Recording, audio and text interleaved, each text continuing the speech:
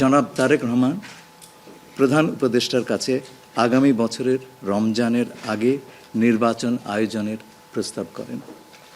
দলের chairperson Begum Khaleda Xiao মনে করেন ওই সময় নির্বাচন অনুষ্ঠিত হলে ভালো হয়। প্রধান উপদেষ্টা বলেন যে তিনি আগামী বছর এপ্রিলের প্রথমার্ধের মধ্যে নির্বাচন অনুষ্ঠানের ঘোষণা দিয়েছেন।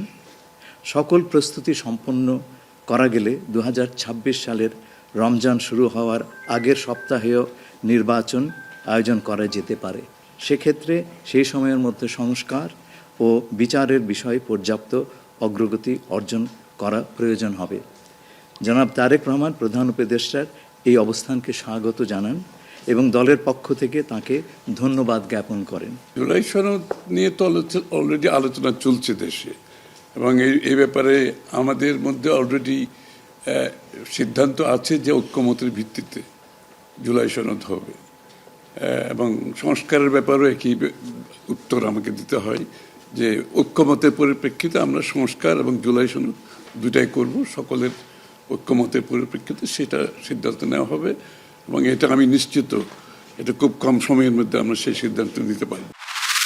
ঘোষণা করা হয়েছে আপনার এপ্রিলে, যেটা প্রধান উপদেষ্টা ঘোষণা করেছেন, সেটা উপযুক্ত সময় নয় বিধায় তাকে পিছিয়ে নিয়ে আসা, এবং সেই ক্ষেত্রে আমরা অত্যন্ত আনন্দের সঙ্গে কোনো জাতি আনন্দের সঙ্গে লক্ষ্য করলো যে আপনার এইটাতে প্রধান উপদেষ্টা সম্মত হয়েছেন এবং তারা ফেব্রুয়ারির মাঝামাঝি সময়ে নির্বাচনের সময়সীমা নির্ধারণ করেছেন।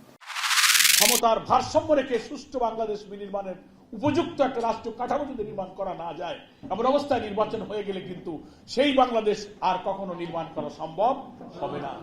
একটা নিরপেক্ষ অন্তর্বর্তীকালীন সরকারের পক্ষেই কিন্তু দলীয় প্রভাবমুক্ত হয়ে রাষ্ট্রের সাংবিধানিক কাঠামোটাকে কোন দলের স্বার্থের দিকে না তাকিয়ে নিউট্রালি একটা কাঠামোগত পুনর্বিন্যাস করা সম্ভব একটা অন্তর্বর্তীকালীন নির্দলীয় সরকারের পক্ষে।